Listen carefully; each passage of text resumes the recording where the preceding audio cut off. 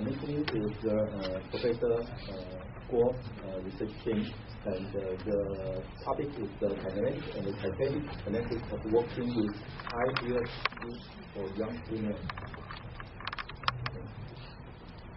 Good afternoon, ladies and gentlemen. My name is Chien Fen LIN, and I'm from Kaohsiung Medical University, the Department of Sports Medicine. My report today is on the kinetic and the kinetical analysis of working with high heel shoes for young females. Quite a lot of females wear high heel shoes every day, and most of them for job requirements. 81.4% females experience defect. In the biomechanics, the height of high heel shoes was increased. The angle of ankle plantar flexion will also increase, which causes supernatural subtalar. It disadvantages to both foot to absorb the reaction force from the ground. In a further injury, the knee osteoarthritis and the patellofemoral pain syndrome prevalence were common musculoskeletal conditions, and they were due to increased ground reaction force. There was the evidence shown that the higher prevalence in females compared to the males. The possible cause of this may be higher frequency of females wearing high heel shoes, whereas men don't. And the pain in the foot and the low back may increase due to ground reaction force transmitted by skeletal system. In a previous study about the plantar fracture, the previous some studies have report that wearing high heel shoes increase in the plantar fracture, especially in the forefoot area. And by wearing high heel shoes, the plantar fracture will shift from the area of lateral metatarsal head to first and the second metatarsal head. In our pilot study was to compare the influence on plantar fracture when females wear different bands of heel shoes during walking and slow running, and the higher peak pressure in the forefoot region during heel walking. And the forefoot region has peak pressure, and the narrow band greater than wide band and greater caudal shoe. And wearing high heel shoes with different bands and during different locomotion speed, such as walking and slow running, were associated with change in plantar fracture. Our motivation: most of previous study investigate the plantar fracture while wearing high heel shoes. Our pilot study researched the plantar fracture when females wear different bands of heel shoes during walking and slow running. The purpose of this study was to confirm that different styles of heel influence in kinetic and kinetic during walking.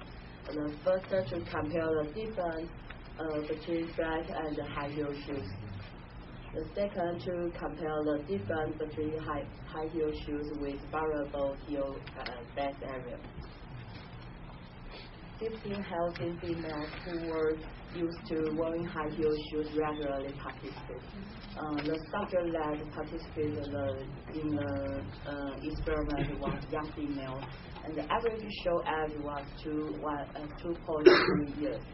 And none of the subjects had any systemic disease that may interfere with the experiment. We used a qualitative motion capture system and a Kissler force plan to collect our kinematic and kinetic data. During course of the experiment, all subjects had to wear high heel shoes and flat shoes. And both high heel shoes measure 9.8 centimeters in height, and the flat shoes measure 1 centimeter in height. And the wide high heel shoes has an area of 7.7 centimeters square, and the narrow high heel shoes was only 1.44 centimeters square. to monitor the kinematic movement of structure. 43 vitro-refractive markers placed on the structure on a specific anatomy phoneme mark. After vitro-refractive markers placed on the structure in a correct anatomy position, the subject had to walking over the force pad at a cadence of 90-60 steps per minute for total of 3 trials for each shoe. And the range of motion results. During stand fast, the high heel shoe screw increase the angle of the hip flexion and the knee flexion and the plantar flexion. During swing fast, the high heel shoe screw show increase in ankle plantar flexion angle, but the decrease in the angle of the knee flexion.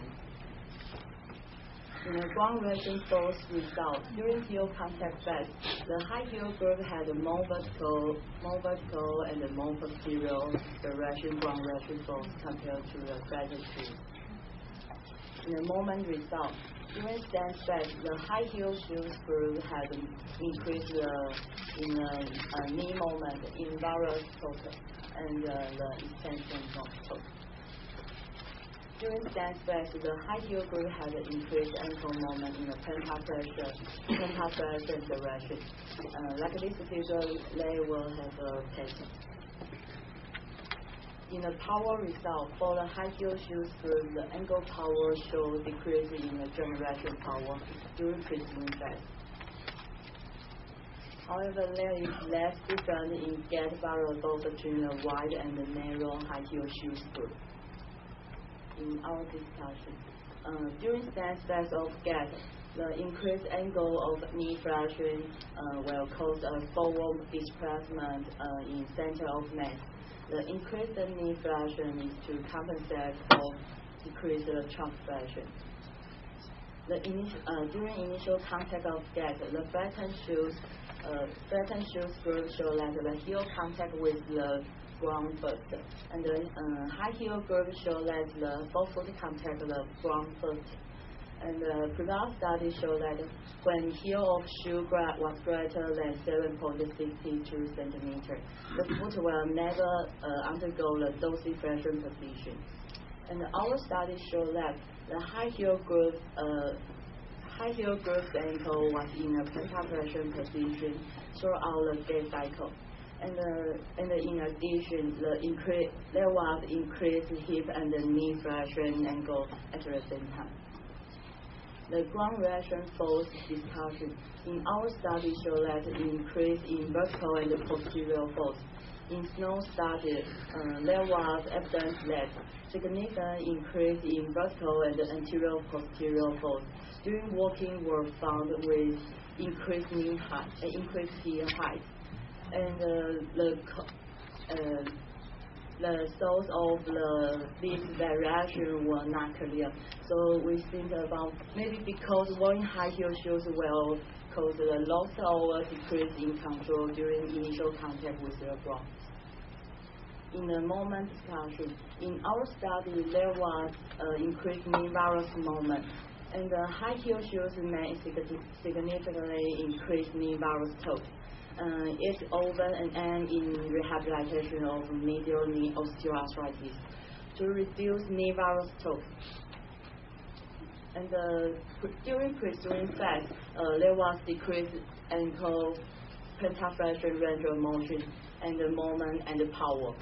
These factors cause the push-off force to decrease. In Chien Fen study, it was discovered that during stand fast, the ankle was in a plantar flexion to absorb power. This because the eccentric power will provide foot stability.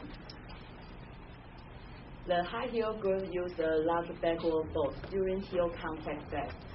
That increased risk of slipping and the increase in knee varus moment at stand fast. That increased extent of accumulated musculoskeletal injury around the knee joint. And during pre-swing back, a decrease in forward force and the power generation was demonstrated. That caused the inefficiency in walking, while push off forward movement and while wearing high heel shoes. And the kinematic and the kinetic analysis of walking may not able to detect the difference between wearing wide and narrow high heel shoes. And this is the end of my report. Thank you for your attention.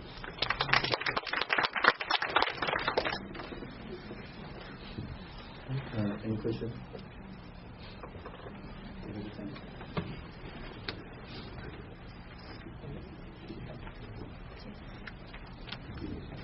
Thanks for your presentation.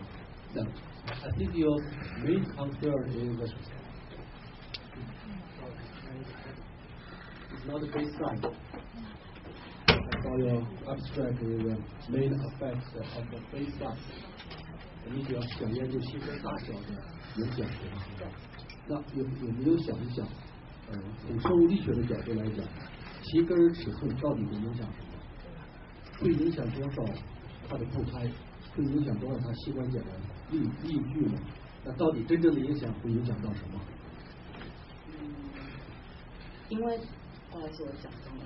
因为当初就是会做粗跟跟细跟高跟鞋的那个生理学的探讨，是因为现在在很多就是有穿高跟鞋习惯的女生，因为刚好前阵很流行那种很细跟的高跟鞋，那还有一阵子是很流行很粗跟的高跟鞋。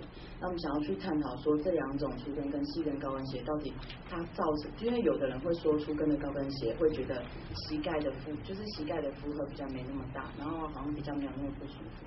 所以想要去探讨这件事情，然后我们原本是就预期，就是因为会觉得粗跟高跟鞋它的 base of support 会比较大，感觉上它应该会有比较好的结果。不过我们没有看到它差异性这样。对，我非常同意你的观点，就像这个 base 的尺寸啊，会影响有这个步态。到底真正影响的是什么？是影响的它的走路的稳定性，尤其是它的 lateral 的稳定性。那么在你的数据当中，我想你要仔细分析的话，可以看到你那个力矩，尤其是在 frontal plate， 一定会有一些小的波动在里边，这才是真正的可能小尺寸膝跟造成的不稳定尺寸。希望有时间